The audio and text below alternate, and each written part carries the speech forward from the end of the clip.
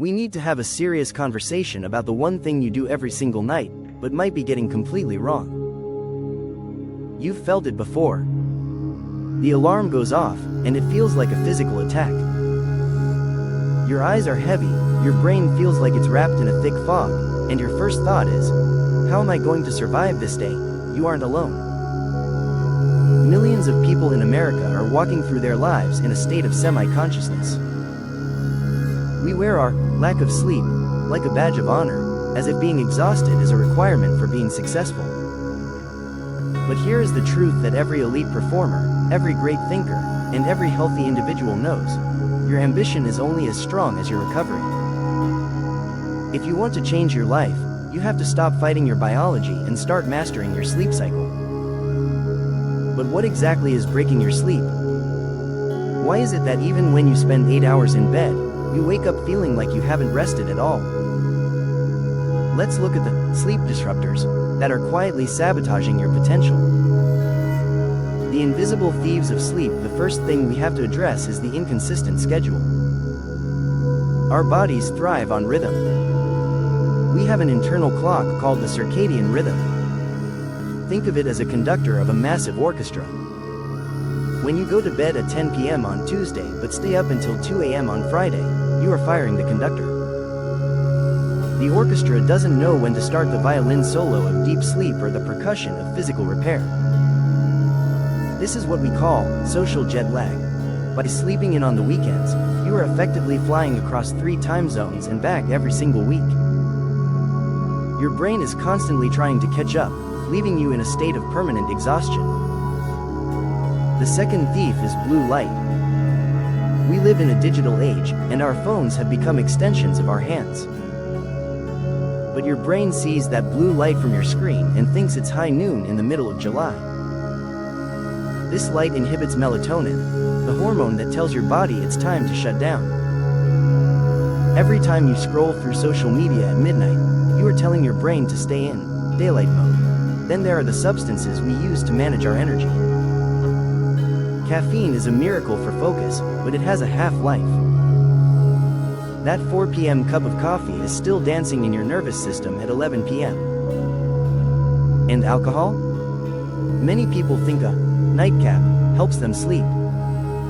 The reality is that while alcohol might help you fall asleep faster, it destroys the quality of your sleep. It prevents you from entering the deep, restorative REM cycles that your brain needs to process emotions and memories. Finally, we have the most common disruptor, the restless mind. Stress and rumination, the act of replaying your day or worrying about tomorrow, are the enemies of peace. When you lay in the dark and your heart starts racing over a work project or a bill, your body enters fight or flight mode. You cannot sleep when your body thinks it's being hunted by a predator. The path to restoration. Building the furnace. Now that we know what's breaking the cycle, how do we fix it? How do we build a routine that doesn't just help us sleep, but transforms our energy? It starts with the sacred schedule. If you want to master your sleep, you must pick a wake-up time and stick to it with military discipline. Yes, even on Saturdays. Yes, even on Sundays. By waking up at the same time every day, you anchor your circadian rhythm. You are telling your body exactly when the day begins, which allows it to calculate exactly when the day should end. Next, we must optimize the environment. Your bedroom should be a sanctuary. It should be 3 things: cool, dark, and quiet. Research suggests the ideal temperature for sleep is surprisingly cool, somewhere between 60 and 67 degrees Fahrenheit. When your core temperature drops, it signals to the brain that it's time for deep rest. Invest in blackout curtains. Use a white noise machine if your neighborhood is loud. And most importantly, redefine the purpose of the bed. Your bed is for 2 things only: sleep and intimacy. If you work in your bed, eat in your bed, or watch movies in your bed, your brain becomes confused. It stops associating the mattress with rest and starts associating it with stimulation. If you've been laying there for 20 minutes and you can't sleep, get out of bed. Go to another room. Keep the lights low, and do something boring until you feel the wave of sleepiness return. Never let your brain learn to be awake and frustrated in your bed. The lifestyle of the well-rested restoration isn't just about what you do at night, it's about how you live during the day. To sleep well at night, you must seek the sun in the morning. Natural sunlight early in the day resets your internal clock.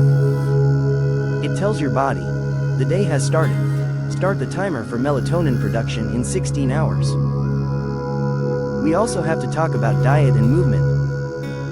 Try to avoid heavy or spicy meals 3 hours before you plan to close your eyes. Digestion is a high-energy process. You don't want your stomach working overtime when your heart rate should be slowing down. Daily exercise is one of the best tools for sleep, but try not to do intense workouts right before bed. The goal is to tire the body during the day so it craves the recovery at night. For the restless mind, we need a brain dump. Before you start your wind-down routine, take a journal and write down every single thing you are worried about. Write down your to-do list for tomorrow. By putting it on paper, you are giving your brain permission to stop holding on to it. You are telling your subconscious, it's okay, we have a plan, you can rest now. The pure ambition, wind-down routine. I want you to imagine a 60-minute window before you sleep. We call this the power hour of peace. The first 20 minutes, finish your last tasks. Close the laptop. Plug your phone in across the room. In the next 20 minutes, engage in personal hygiene. A warm bath or shower can actually help lower your core temperature afterward, mimicking the natural slide into sleep. In the final 20 minutes, do something that nourishes the soul but doesn't stimulate the mind. Read a physical book. Not a tablet, a paper book. Do some light stretching. Practice deep breathing. This isn't just relaxing, it is a biological transition. You are lowering your heart rate. You are calming your nervous system. You are preparing the furnace of your ambition for the next day's fire. I know it feels like there isn't enough time in the day. I know it feels like you have to sacrifice sleep to get ahead. But I am here as your friend to tell you, that is a lie. You are not a machine. You are a biological wonder. When you respect your sleep cycle, you aren't being lazy, you are being strategic. You are ensuring that when you are awake, you are 100% present.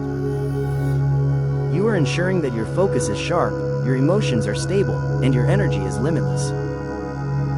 Mastering your sleep is the ultimate act of self-discipline. It is the foundation of the Pure Ambition platform. So, tonight, I want you to try one thing. Just one.